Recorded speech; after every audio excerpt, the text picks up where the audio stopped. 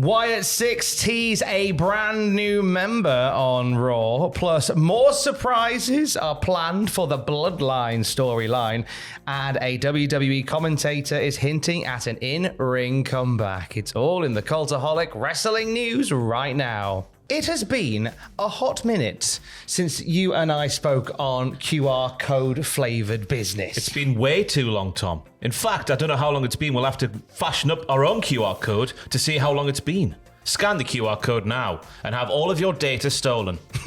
You're welcome. Last night on Raw, we had a brand new QR code from the Wyatt Sicks. It took us to a list of journal entries with various titles. Notably, one of the entries was titled She. And it contains an interesting passage about the group waiting for a new female member. It themes. This is what it said, everybody. Why suddenly when doth the rose on you there? When she speaks, mountains to tremble. It's waiting for her, it continues. I can only open the door. She must choose to walk through. It can only mean Tamina. It's been so long since we've seen Tamina. Nobody's meaner than Tamina. Mountains are mentioned. She's as tall as a mountain, and she can climb the tallest one. It's all about Tamina, Tom. Now, that new member is also teased with another new journal entry called Freighter, which gives us something, which tells us a little bit about potentially the Wyatt Sicks coming to the aid of somebody. Yes, it says the bond of a family is a cat of nine tails. Never seen one of them before, have you? The things they have on the pirate ships to whip people with. Oh, cat of nine tails. Saucy. I was just picturing a cat with 9 tails. That's what that would look like. Bound through suffering, we see you, brother. When you need us, we will be there. Oh. So who could we add to? Obviously Tamina. Obviously Tamina. Defo Tamina. I guess it's a chance it might be Alexa Bliss. Little bits on social media of her getting back into the ring after obviously having a sweet little baby child. Mm-hmm. So it could be her. She's got obviously previous with Al Bray Wyatt back in the day. She's the missing piece in all of this, really, in terms of people that they could bring in that were associated with Bray Wyatt and all the stuff from before. Nikki Cross as well. Nikki Cross is there already, but then her and Alexa Bliss have had l'histoire. So I think Alexa Bliss seems to be the most obvious. Or Tamina. Tamina train forever. All aboard the Tamina train as it plows into oblivion. Also last night on Raw, from one team getting stronger to one team falling apart. Everything's falling apart, yes, for the New Day.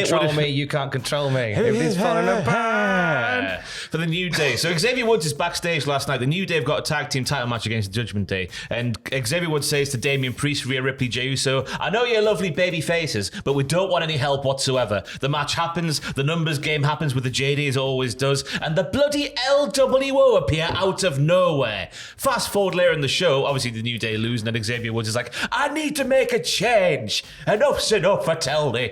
And he storms off backstage. Then we get to a segment where he's shouting at the LWO, going, what the hell are you doing out there? I said we didn't want any help. And then Kofi, you know, we've gone from the New Day being the power of positivity. Now Kofi is the cook of conversation. The cook of conversation. The cook of communication, that's better, because he didn't tell Xavier that he asked the LWO to watch their backs. Yeah. Even though Xavier's telling people just to stay backstage because they don't need any help. Then one thing leads to another, and Kofi Kingston says a line, we used to have Big E back in the day, and that's the big difference between us now. Yeah, that's it. Wood's taking a lot of issues, saying, why was he not informed about the game plan? Yes. And the LWO are more savvy to it than he is, and he storms off. So they surely aren't going to split up the New Day.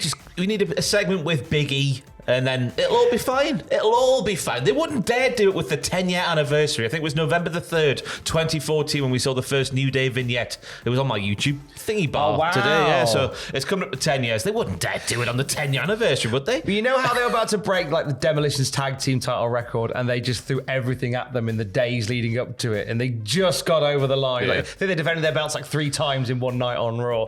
Maybe they're just going to tease right up to the line, then breaking up on the 10-year anniversary. And then Big E storms in dressed in a suit of armour and saves the world. Oh, what a man. What a man. Puts New Day on his back and guides them off into the sunset and then the Hall of Fame. That would be a lovely day. Backstage, we had a few NXT guys, according to PW Insider, on Raw last night. Gallus and Sol Ruka were likely there to do the main event tapings. I think that's pretty much what they ended up doing. Back in the day, we've said that a few times, back in the day, when the NXT guys backstage, like, oh, nearly a call-up. More often than not, they're used for main main event tapings and stuff now, aren't they? It's a proper carousel now. Like, if it feels like if you're signed to the Performance Center, if you're getting used on television, you're going to have it go on main event in the not too distant future. And it looks like what's happened there. Gallus, of course, trained The Rock for his WrestleMania match. They couldn't stop Siobhan Evans having they were going to teach him a lesson before he had his first legal beer at the age of 21. Siobhan Evans said, no, up yours, I'm 20, I'm going to fight you. And he beat them. So I don't know what it means. You tell me. What does that mean on the way to WrestleMania? That's the big question.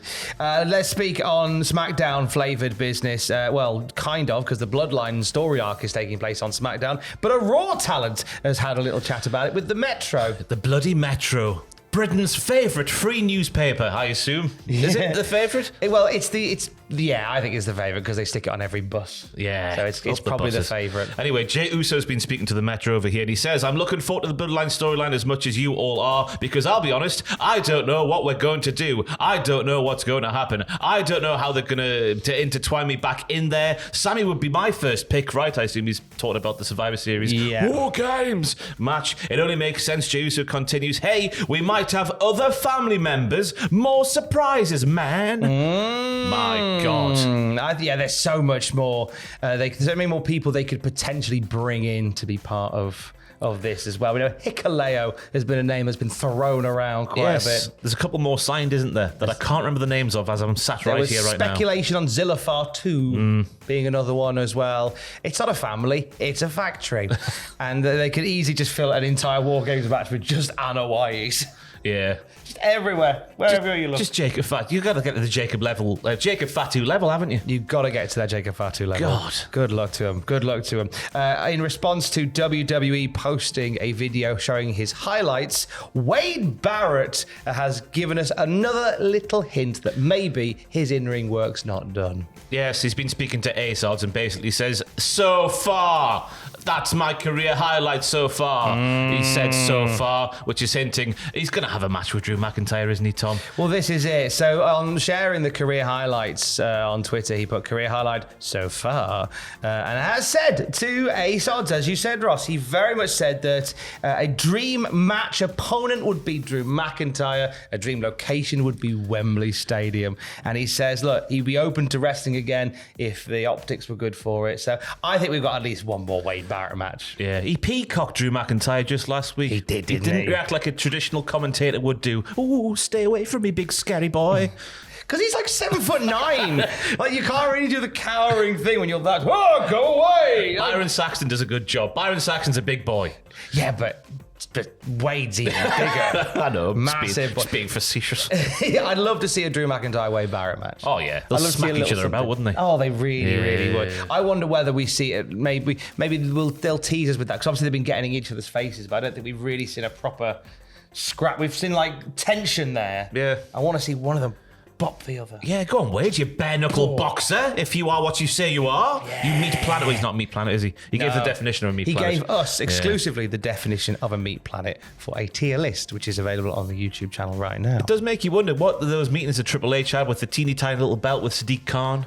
He's mentioned WrestleMania there. London, obviously, at Wembley Stadium. Sorry, he's mentioned Wembley Stadium. Potentially WrestleMania could be there. Makes you wonder, doesn't it? It does make you wonder a lot. For the latest wrestling news throughout the day, you can check out Cultaholic.com. Stay safe. Love you. Bye.